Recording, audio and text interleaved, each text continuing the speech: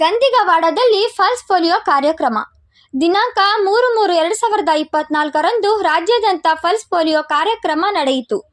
ಅದರಂತೆ ಬೆಳಗಾವಿ ಜಿಲ್ಲೆ ಖಾನಾಪುರ ತಾಲೂಕಿನ ಗಂದಿಗವಾಡ ಗ್ರಾಮದಲ್ಲಿ ಸಮಾಜ ಸೇವಕರಾದ ವೀರಯ್ಯ ಹಿರೇಮಠ ಅವರು ಕಾರ್ಯಕ್ರಮ ಉದ್ಘಾಟಿಸಿದರು.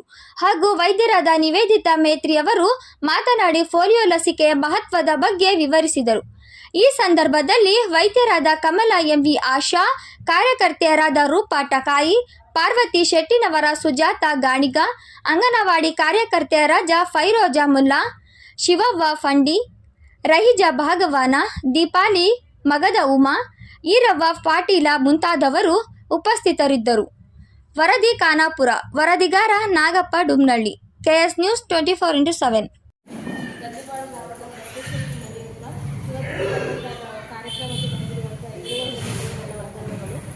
ಕಾರ್ಯಕ್ರಮವನ್ನು ಉದ್ಘಾಟನೆ ಮಾಡಿಕೊಟ್ಟಿದ್ದಕ್ಕೆ ನಮ್ಮ ಹೆಲ್ತ್ ಡಿಪಾರ್ಟ್ಮೆಂಟಿಂದ ಹಾಗೂ ಅಂಗನವಾಡಿ ಕಾರ್ಯಕರ್ತರಿಂದ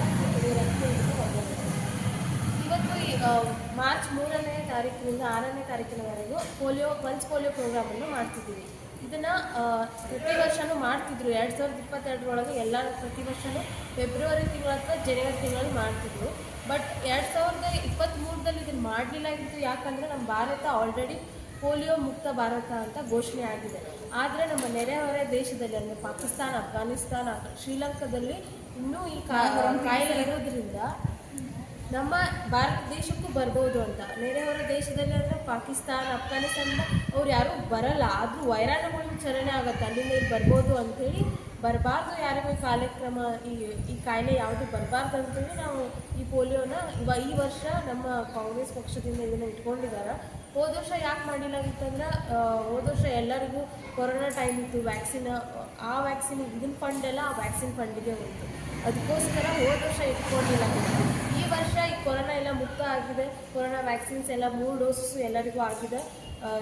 60 ವರ್ಷದವ್ರ ಮೇಲಿದ್ದವರಿಗೆಲ್ಲ 3 ಡೋಸಸ್ ಆಗಿದೆ. 60 ವರ್ಷದ ಕೆಳಗಿದ್ದವ್ರಿಗೆ 2 ಡೋಸ್ ಆಗಿದೆ. ಸೊ ಆ ಕಾರ್ಯಕ್ರಮ ಪೂರ್ತಿ ಮುಗಿಸಿದ ಮೇಲೆ ಈ ಕಾರ್ಯಕ್ರಮನ ಸ್ಟಾರ್ಟ್ ಮಾಡ್ಕೊಂಡಿದ್ದಾರೆ. ನಮ್ಮ ಭಾರತದಲ್ಲಿ ಯಾರಿಗೂ ಪೋಲಿಯೋ ಬರಲ್ಲ. ಇನ್ನು ಒಂದು 15 ವರ್ಷದಿಂದ ಯಾರಿಗೂ ಕಂಡು ಬಂದಿಲ್ಲ, ಯಾವ ಕಡೆಯೂ ಕಂಡು ಬಂದಿಲ್ಲ. ಒಂದು 15 ವರ್ಷದ ಹಿಂದೆ ಜಮ್ಮು ಕಾಶ್ಮೀರದಲ್ಲಿ 2 ಕೇಸಸ್ ಕಂಡು ಬಂದಿತ್ತು. ಅದಾದಮೇಲೆ ಮತ್ತೆ ಬಂದಿಲ್ಲ.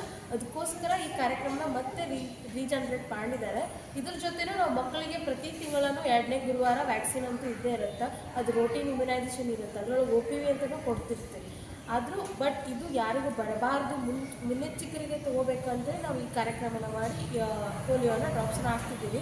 ಇವತ್ತು ಒಂದೊಂದು ಎಲ್ಲ ಅಂಗನವಾಡಿಯಲ್ಲಿ, ಹಾಸ್ಪಿಟ್ಲಲ್ಲಿ, ರೈಲ್ವೆ ಸ್ಟೇಷನ್ನಲ್ಲಿ, ಯಾವುದಾದ್ರು ಟೆಂಪಲಲ್ಲಿ ಅಂಗನವಾಡಿ ಎಲ್ಲೆಲ್ಲಿ ಇರುತ್ತೋ ಅಲ್ಲೆಲ್ಲ ಮಾಡ್ತಿದ್ದಾರೆ.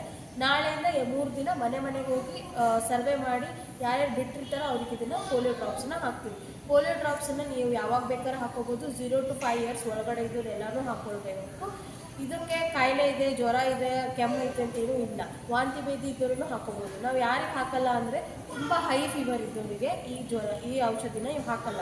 2 ದಿನ ಬಿಟ್ಟು ಕಮ್ಮಿ ಆದಮೇಲೆ ಹಾಕ್ತೀವಿ. ಯಾಕಂದರೆ ಇದು ಒಂದೇ ದಿನ ಇರಲ್ಲ, 3-4 ದಿನ ಕಾರ್ಯಕ್ರಮ ಇರೋದ್ರಿಂದ ನೀವು ಕಮ್ಮಿ ಆದಾಗ ಬಂದು ಡ್ರಾಪ್ಸನ್ನ ಹಾಕ್ಕೊಳ್ಳಿ. ದಯವಿಟ್ಟು ಇದನ್ನು ಡ್ರಾಪ್ಸ್ ಹಾಕ್ಕೊಳ್ಳಿ. ಯಾಕಂದರೆ ನಿಮ್ಮ ಮಗುಗೆ ಅದು ಎಲ್ಲಿ ಚಲನೆ ಆಗ್ತೈತಿ, ಎಷ್ಟು ಜನ ಆಟ ಆಡ್ತಿರ್ತಾವೆ ಗೊತ್ತಿರಲ್ಲ.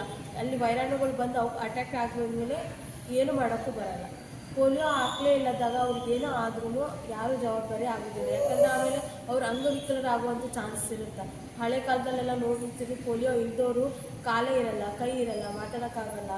ಅಂಥ ಕಷ್ಟಗಳು ಬರಬಾರ್ದು ಅನ್ನೋಕ್ಕೋಸ್ಕರ ಇದು 2 ಹನಿ ಹಾಕ್ಕೊಳ್ಳಿ, ನೀವು ಆರೋಗ್ಯವಾಗಿರ್ರಿ ಅಂತ ಹೇಳ್ತಾ ನಾನು 2 ಮಾತು ಮುಗಿಸಿದ್ದಾರೆ.